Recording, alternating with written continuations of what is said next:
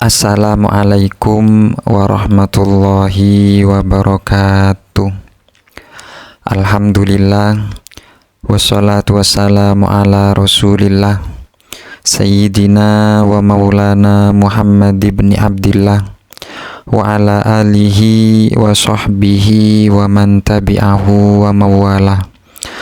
Qala Rasulullah sallallahu alaihi wasallam, may yuridillahu bi khairan yufaqihu fiddin, amma ba'd. Para kaum muslimin wal muslimat rahimakumullah, khususnya para pendengar video ini, kali ini kami akan menjelaskan tentang kisah cinta Kais dan Laila dengan judul Nyala Api Cinta. Bismillahirrahmanirrahim. Karena menyadari perlunya pendidikan bagi sang anak, Sayyid memperkerjakan seorang terpelajar yang sangat terkenal sebagai guru. Pria ini menjadi kepercayaan banyak orang untuk mengajar keturunan seluruh bangsawan Arab agar mereka mendapatkan kebijaksanaan serta keahlian yang dibutuhkan untuk hidup di daerah gurun. Meskipun anak-anak ini takut pada guru mereka, namun mereka menyadari bahwa inilah saatnya mereka meletakkan seluruh mainan dan mulai membaca buku-buku pelajaran mereka dengan sungguh-sungguh. Kais adalah anak yang rajin dan antusias menerima pelajaran. Ia tak membutuhkan waktu lama untuk dapat mengalahkan teman-temannya dalam setiap mata pelajaran dan membuktikan bahwa ia adalah siswa terbaik yang pernah diajar oleh gurunya. Ia paling unggul dalam pelajaran membaca dan menulis. Begitu ia berbicara, entah dalam bentuk debat atau percakapan sederhana, bibirnya selalu melontarkan kalimat-kalimat bijak dan sangatlah menyenangkan mendengarnya berbicara. Namun tiba-tiba terjadilah sesuatu di luar dugaan. Teman-teman sekelas Kais merupakan keturunan bangsawan dari suku-suku yang berbeda, termasuk juga teman-teman perempuannya. Suatu hari seorang gadis bergabung dalam kelasnya. Gadis itu memiliki kecantikan yang luar biasa, yang membuat Kais dan bocah-bocah lelaki lainnya langsung terpukau. Gadis itu bernama Laila, diambil dari kata Arab lail, yang berarti malam. Sesuai dengan namanya, rambutnya hitam legam, dan di balik rambutnya, wajahnya memancarkan kecantikan yang luar biasa.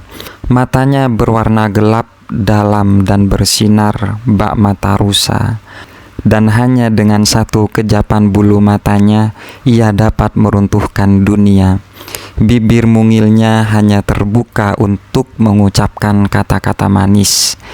Dan ketika yang lainnya membalas perkataannya, entah dengan kata-kata maupun senyuman, ia akan terlihat malu-malu. Kedua pipinya akan merona merah seolah-olah mawar merah bermekaran pada pipinya yang berwarna putih susu. Bahkan hati yang sedingin es pun akan meleleh tatkala memandang keindahan gadis ini. Namun perasaan Kais mudah jauh lebih dalam dibandingkan dengan teman-temannya. Ia telah tenggelam dalam lautan cinta, bahkan sebelum ia mengenal arti cinta yang sesungguhnya. Ia telah memberikan hatinya kepada sang gadis, bahkan sebelum ia menyadari apa sebenarnya yang ia berikan. Namun Kais tidak sendirian. Api telah menyala dalam kedua hati mereka, dan api itu saling menerangi satu sama lain. Apakah yang mereka lakukan untuk memadamkan nyala api itu? Tidak, mereka tidak memadamkan nyala api tersebut. Mereka hanyalah anak-anak, dan anak-anak hanya dapat menerima apa yang mendatangi mereka tanpa banyak bertanya. Cinta ibarat sang pembawa anggur yang menuangkan minuman di gelas-gelas hingga meluap. Dan anak-anak itu meminum apapun yang dituangkan untuk mereka. Dan tentu saja hal itu membuat mereka mabuk kepayang, karena mereka tak menyadari betapa kuatnya minuman itu. Sebenarnya rasa mabuk yang pertama kali dialami selalu menjadi yang terhebat. Jatuh yang mereka rasakan untuk pertama kali selalu menjadi pengalaman yang terberat. Dan patah hati yang dirasakan untuk pertama kali selalu menjadi yang paling menyakitkan. Dan begitulah mereka melangkah jauh dengan perasaan itu hingga terlambat untuk kembali lagi. Dipesonakan oleh sebuah kekuatan yang asal-usulnya tak mereka ketahui, dan kekuatan itu terlalu hebat untuk dapat mereka lawan. Mereka telah meminum habis gelas berisikan minuman cinta siang dan malam, dan semakin banyak yang mereka minum, semakin kuat ketertarikan mereka satu sama lainnya. Mata mereka menjadi buta, dan telinga mereka menjadi tuli. Di sekolah dan di dunia yang berada di luar kelas mereka, Kais dan Laila telah kehilangan diri mereka, dan akhirnya saling menemukan. Bagi Kais, Laila bak matahari yang merambat naik di langit hatinya, dengan keindahan dan sinar yang tak ada bandingannya. Hari demi hari, cahaya yang dipancarkan Laila semakin terang, menerangi tak hanya dunia Kais, namun juga dunia mereka-mereka yang beruntung dapat berjumpa dengannya. Bocah laki-laki lainnya pun terpukau dan terpesona oleh sinar Laila yang membutakan. Selama pelajaran berlangsung, mereka semua memandangnya dengan mulut terbuka, hingga sang guru muncul dengan sebuah tongkat kayu dan memukul mereka untuk membuat perhatian mereka kembali kepada pelajaran. Saat pelajaran usai, mereka berkeliaran di lorong-lorong dan jalan kecil di antara kedai-kedai pasar, berharap dapat melihat sang gadis berlesung pipi itu. Dan jika mereka berhasil melihatnya, mereka merasa bak buah delima yang penuh dengan sari buah dan seolah akan meledak dengan sejuta hasrat. Begitulah daya tarik yang dipancarkan oleh gadis itu. Kais tahu betul bahwa bocah-bocah lelaki lainnya pun tertarik pada Laila. Namun ia juga tahu bahwa mereka tak mendambakan Laila sebesar dirinya. Jadi ia tak mempedulikan aksi-aksi jenaka teman-temannya. Namun pada saat yang bersamaan, ia juga merasa gelisah akan takdirnya. Ia menyadari bahwa dengan kecantikan Laila yang luar biasa akan selalu datang godaan. Ia tahu bahwa akan ada seseorang atau sesuatu yang muncul di antara mereka berdua. Tiba-tiba saja situasi berubah, dan apa yang semula dianggapnya sempurna kini mulai tampak memiliki kecacatan. Secara perlahan, nyaris tak terasa, sebuah awan hitam kecil mulai muncul di hadapannya. Tapi bukankah memang permasalahannya selalu seperti itu? Tak ada yang abadi. Segala sesuatu di dunia ini bersifat sementara dan telah ditakdirkan untuk mati suatu hari nanti. Sementara kedua bocah yang sedang jatuh cinta ini tenggelam dalam sinaran cinta masing-masing, menenggak anggur dan menikmati firdaus yang membuat mereka lupa diri. Mata dunia terarah kepada mereka. Apakah yang lainnya menyadari apa yang sebenarnya terjadi antara Kais dan Laila? Apakah mereka melihat kedua bocah itu saling mencuri pandang? Dapatkah mereka membaca pertanda itu dan memecahkan tanda-tanda cinta rahasia yang mengikat hati kedua bocah itu? Siapa saja yang mengetahui hal itu, dan seberapa banyakkah yang mereka ketahui?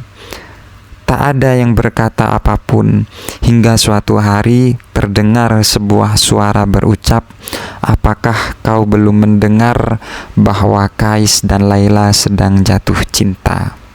Kata orang, desas-desus dapat mengakibatkan kejatuhan sebuah kerajaan. Tak lama kemudian, desas-desus itu semakin tersebar di seluruh pelosok kota. Dari tenda ke tenda, dari kedai ke kedai, perlahan kedua bocah yang sedang dilanda cinta itu menyadari betapa butanya mereka selama ini. Semua orang telah melihat mereka berduaan, mendengar mereka berdua saling berbicara, melihat mereka tertawa dan bersembunyi dalam kepompong cinta. Mereka berdua tak menyadari hal tersebut. Selubung itu telah terbuka, dinding itu telah runtuh, dan kini telah tiba saatnya untuk beraksi.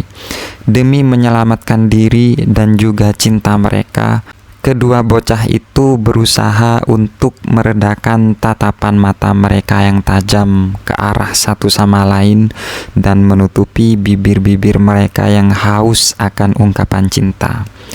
Namun hasrat dan kewaspadaan kadangkala saling bercampur aduk dan mereka tak sanggup menutupinya di hadapan publik.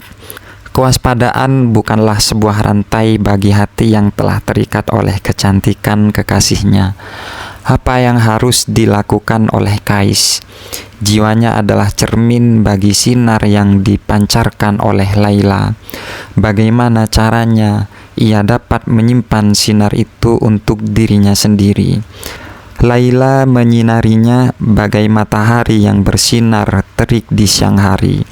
Bagaimana mungkin sinar yang seterang itu dapat disembunyikan? Bagaimana mungkin ia bisa memalingkan diri dari sesuatu yang paling berarti dalam hidupnya? Bahkan dalam waktu sedetik saja, hati Kais bertentangan dengan logika. Dan seberapapun beratnya, ia berusaha menyembunyikan cintanya untuk Laila. Ia tetap mengalami kegagalan. Bersama Laila, ia merasa serbuan panah cacian yang diluncurkan oleh 1000 busur. Namun tanpa Laila, kesedihan menusuk-nusuk jantungnya bagai pisau tajam. Kais tak menemukan jalan keluar dari kesulitan ini, dan ia semakin larut dalam kebingungan. Selain telah kehilangan hatinya, kini ia juga kehilangan akal sehatnya. Yang dapat dilakukannya hanyalah berjalan berputar-putar dalam keadaan tak sadar, mengungkapkan kekagumannya atas kecantikan serta kebaikan Laila kepada siapa saja yang ia temui. Semakin banyak orang yang berjumpa dan mendengar ucapannya, semakin menggila dan aneh pula kelakuannya. Dan kemanapun ia melangkah, banyak orang yang menatapnya dan menunjukkan jari ke arahnya, tertawa-tawa, mencemohnya dan berkata, "Ini dia si orang gila, si Majnun." Bagi suku Laila, situasi ini tak dapat ditolerir karena tidak saja menyangkut nama baik Laila, namun juga nama baik suku menjadi taruhannya.